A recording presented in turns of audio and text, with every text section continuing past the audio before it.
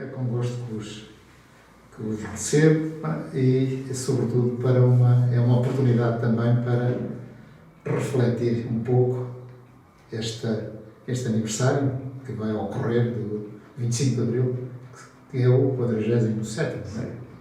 47 anos. Eu, apesar de tudo, já tenho mais tempo em liberdade do que em ditadura, não é? O que de facto é interessante toda esta vivência. Ora bem, o 25 de Abril foi de facto um acontecimento, eu diria que tinha que ser, um acontecimento que tinha que ocorrer, tinha que acontecer. Eu que também fui vivendo antes desse acontecimento, mas conhecia toda uma estrutura que estava caduca, não é? Efetivamente, e que não havia hipótese de dar a volta, não é? Até porque havia um certo caciquismo, se quisermos dizer, não é? Que também alimentava isto de alto a baixo, não é? Porque nós, mesmo no nosso meio, mesmo nestes meios simples, sentíamos também a pressão e a falta de liberdade que existia. Eu próprio tive situações e vivências, até desde jovem, e depois até nos meus primeiros anos de casado, etc., que demonstraram isso. Mesmo até todo o funcionamento e todo o cenário que envolvia, digamos assim, mesmo os atos eleitorais que aconteciam, não é? Eram de facto, era muito cenário, mas sempre da mesma maneira, não é? Eu acho que antes do 25 de Abril, votei pouquíssimas vezes. E sei que há algumas vezes que quis votar, não consegui. E não consegui porque a organização dos cadernos eleitorais era feita de forma doméstica, não é? E, portanto, era tratada de uma maneira muito própria, não é? Pronto, mas isso foi todo um período difícil, isto já para não falar, isto antes, não é? Já para não falar na situação que se vivia em termos de guerra colonial, etc. Enfim, muita história, muita história, não é? Depois, então, a viragem do 25 de Abril, que eu considero que era inevitável, e a prova é que tudo aconteceu de uma forma tão simples, quase que foi tirar, foi como, digamos, um baralho, um dominó que se tira 2 ou 3 pedras e que as outras desmoronam, não é? Pronto, de facto, foi uma época de euforia, 25 de Abril vivi de forma eufórica, com todas as televisões e rádios ligadas para ouvir notícias de tudo quanto era lado, para saber como é que as coisas estavam a acontecer. Era uma altura importante para mim, tinha 2 filhas, pequenitas, uma de 4, outra de 8 anos, portanto era toda uma vida que estava, digamos, em curso e que se abria. E foi interessante até a nossa vivência, mas mesmo a nível familiar, num dos períodos mais barulhentos, não é? Em que toda a gente manifestava e lançava slogans, não é? sobre a época, não é? Abaixo isto, abaixo aquilo. E engraçado que a minha filha mais novinha tinha 5 anos, ela tinha 4 anos quando foi o 25 de Abril, e ela própria, nós conversávamos muito sobre isto, em noticiários e tal, ela própria, ela gostava muito pouco de comer, não é? Comia pouquinho. E tudo que fosse pretexto para se baldar, então um dia ela à mesa diz: abaixo a sopa, abaixo a comida, acima o reboçado e os chocolates. Ela própria começou com 4 anos. Era uma envolvência, de facto, e uma dinâmica interessantíssima. Marcou-nos. Pronto. Depois, obviamente que isso me entusiasmou também. Eu já participei ativamente. Já tinha feito uma experiência antes do 25 de Abril também na organização sindical a que eu pertencia, na altura, aqui no Distrito de Aveiro, e depois do 25 de Abril estive mesmo também envolvido a sério, digamos, em toda a parte sindical, em todo o movimento de trabalhadores. A envolvência nas empresas foi enorme também, não é? Eu, como estava numa grande empresa, tivemos e passamos ali fases importantes, umas melhores, outras bastante piores. Era a tal fase do abaixo isto, abaixo aquilo, e morta este e morta aquele, não é? E portanto as grandes empresas tiveram também algumas dificuldades porque foram muito cobiçadas e portanto o equilíbrio dessas empresas, sobretudo empresas como aquela em que eu me encontrava, que estava numa fase de desenvolvimento em que tinha endividamento e, portanto, estava a investir, foi muito difícil depois equilibrar. E, para mais era da área do setor automóvel. O automóvel foi uma das áreas fortemente atacada, não é? Porque, enfim, ter um automóvel era já quase que proibitivo, não é?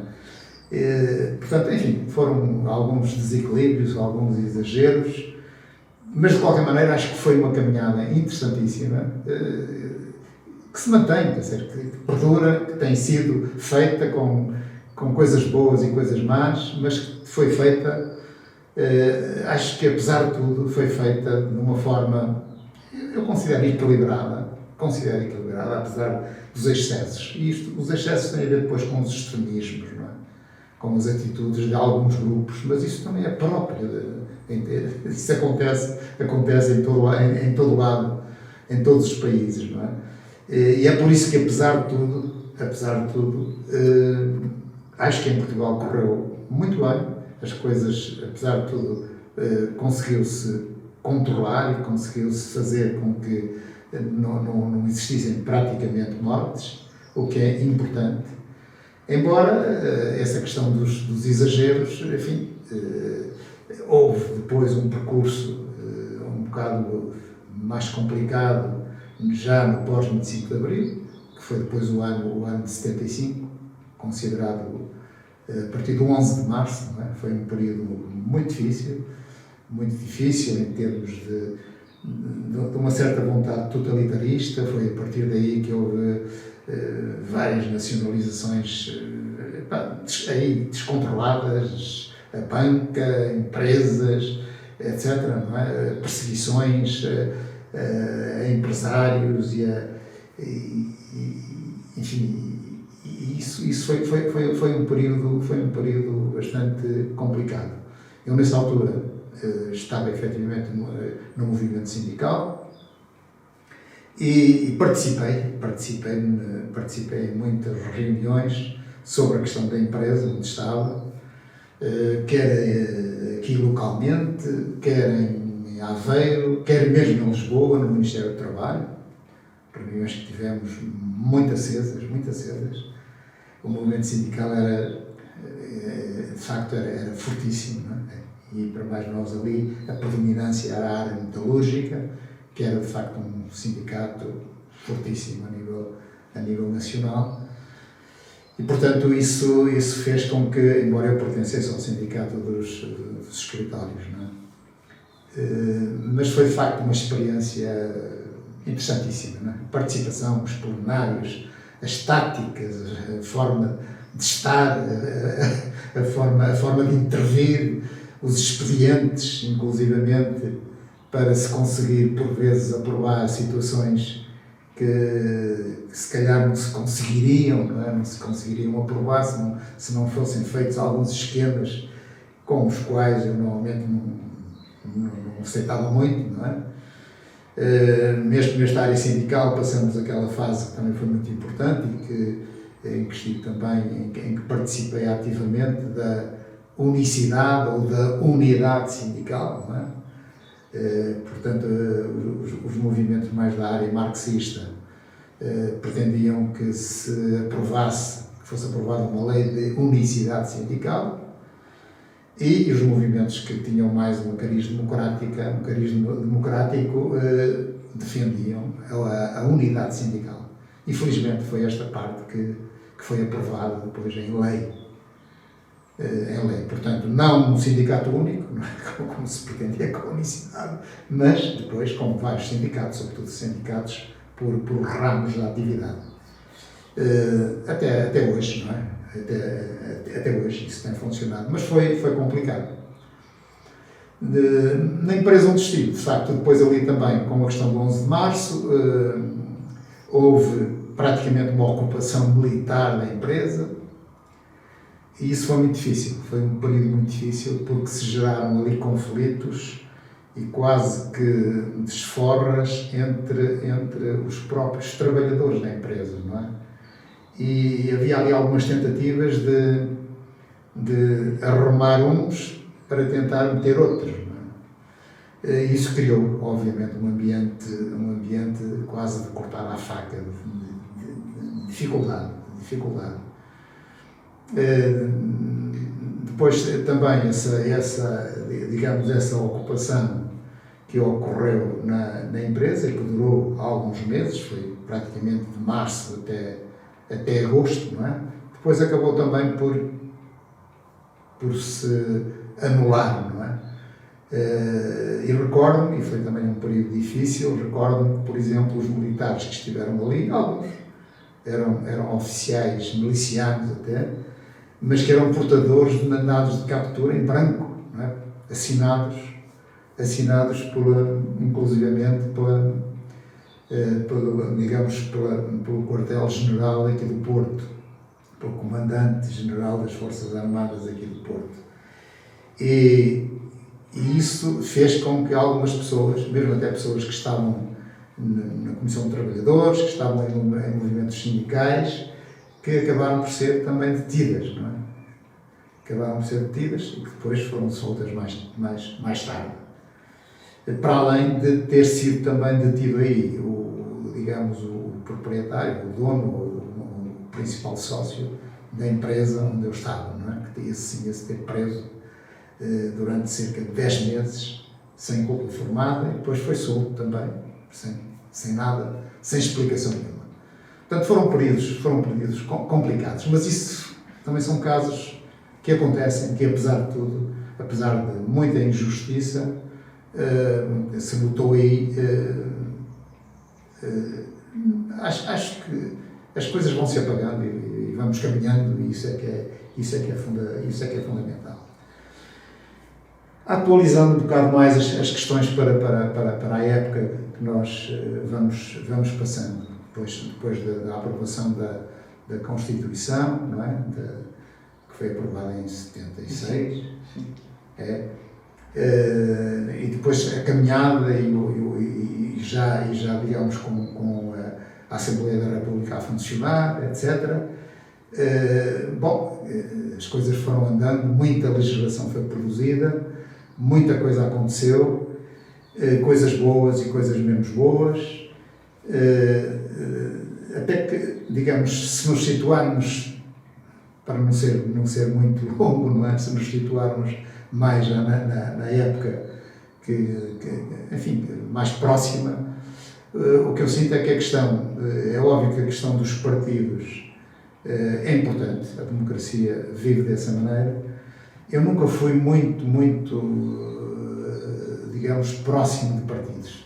Gostei sempre de manter uma posição um bocado distanciada e alinhando as minhas ideias e pensando pela minha cabeça, e achei sempre que os partidos condicionavam, inclusivamente, poderiam condicionar, de certo modo, a liberdade individual, não é? Porque a fidelidade a um partido leva a que as pessoas tenham que alinhar sempre de determinado lado e de determinada forma. Foi isso que me fez. Agora, compreendo que em termos de mobilização, em termos de tomadas de posição, em termos de criar força, os partidos são importantíssimos, não é? São importantíssimos. Depois, enfim, uns que lutam por determinados ideais, outros que se mantêm mais abertos. Isso também é complicado de gerir. Na situação atual, a questão, por exemplo, da legislação, não é? É óbvio que a própria Assembleia da República, que hoje, enfim, onde estão 230 deputados, discute-se muito hoje se esse número não será se não tem sido sempre um número excessivo, mas parece que, de facto, os partidos nunca estiveram muito disponíveis para reduzir, digamos assim, esse número de deputados, apesar de todas as dificuldades financeiras por que se passou, etc., e económicas, e que se continua a passar. É óbvio que a questão da representatividade, sobretudo dos partidos mais pequenos, se houver uma redução do número de deputados, é mais complicada, não é? Portanto, conseguirem eleger, pelo método que temos, conseguirem eleger deputados. E isso também torna os partidos maiores ainda mais fortes, não é? Em detrimento dos partidos pequenos. Apesar de tudo, acho que também a questão da legislação, sou um bocado crítico com determinado tipo de legislação que tem sido aprovada, até nestes anos mais próximos, porque se tem optado e se tem conseguido aprovar a legislação que, enfim, uma legislação mais de ruptura, não é? Muita dela, não é? Portanto, indo efetivamente para situações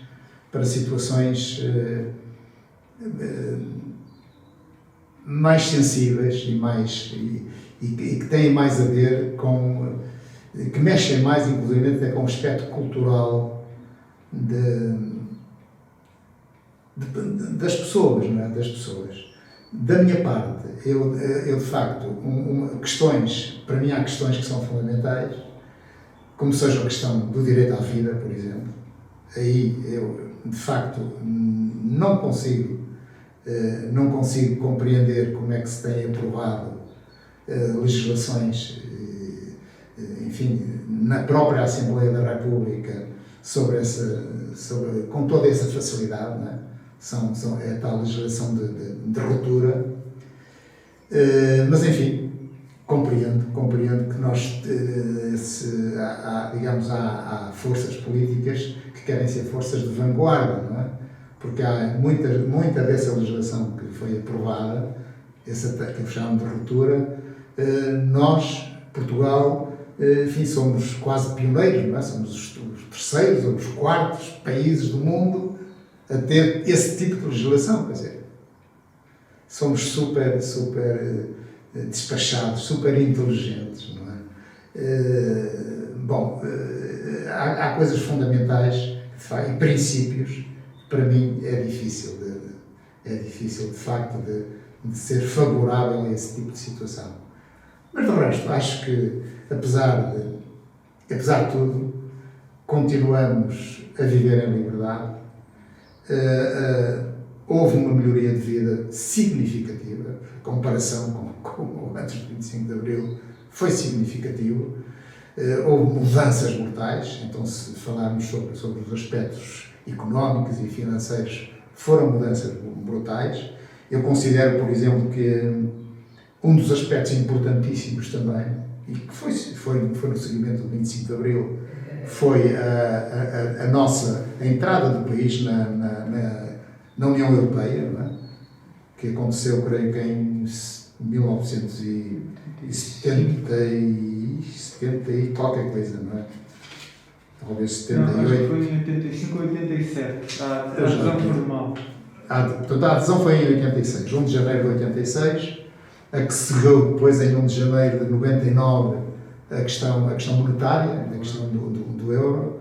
Foram transformações brutais, não é? E as negociações em termos do país e do valor da equivalência do nosso escudo para o euro, penso que foi bastante penalizada, não é? O que trouxe um retrocesso do poder de compra das pessoas enorme, não é? Nós hoje, se fizermos o cálculo de facto, da evolução da moeda, não é? Ou, se quisermos, da desvalorização da moeda, desde o 25 de Abril até agora, é uma coisa brutal, não é? Lembro-me também que, por exemplo, no pós-25 de Abril, mesmo as pessoas para recorrerem ao crédito, chegou-se a pagar juros na ordem dos 25%. Uma coisa incrível. Enfim, isso foram os períodos mais complicados, mas nós nunca conseguimos muito dar a volta a isto. E até hoje, acho que temos um endividamento enorme, enorme.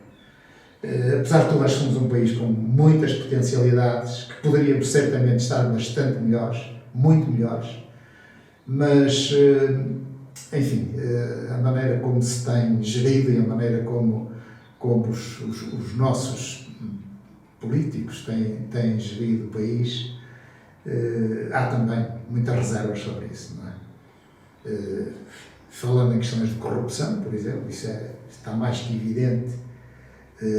O que tem sido desde o 25 de Abril para cá, se calhar também já existia antes, mas o que é certo é que agora, como as coisas são mais, digamos, se podem falar de uma forma mais aberta, conhece-se melhor, não é? E sabe-se os valores que têm sido utilizados e desviados, que fazem imensa falta no equilíbrio das contas públicas, não é? E a que nós depois temos que recorrer, isto falando da banca, falando de tudo o que está à volta dessa situação, das negociatas, dos concursos públicos, por vezes martelados, enfim.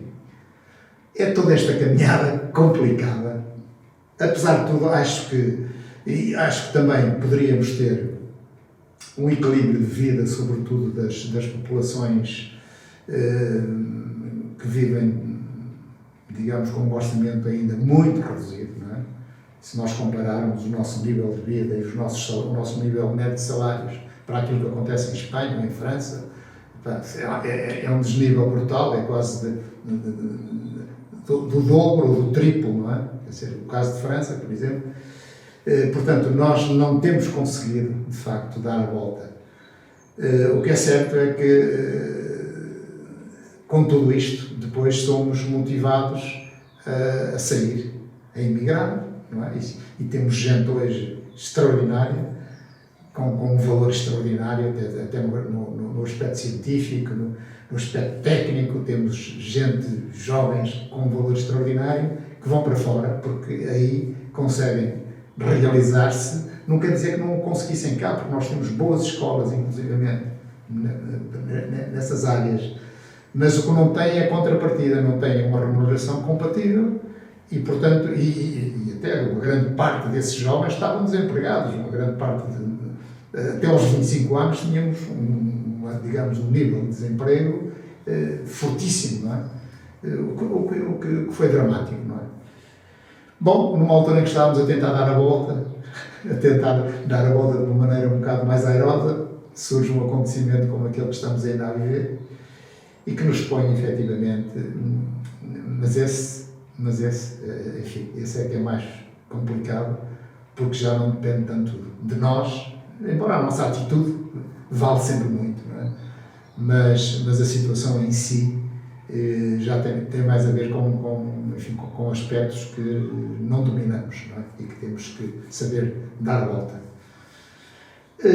Olha, concluindo, eu acho que, apesar de tudo, que nós precisávamos era de ter dirigentes, melhores dirigentes. Precisávamos de ter gente mais válida, gente mais capaz, gente mais séria a dirigir. Mas não é só em Portugal, não é? Isto não é só em Portugal.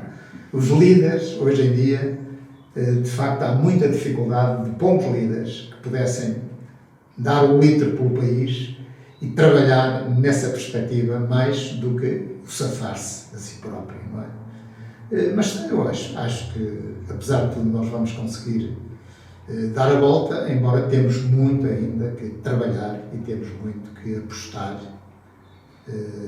na recuperação do país e, sobretudo, em tentar beneficiar, e temos que beneficiar ainda muito, aquelas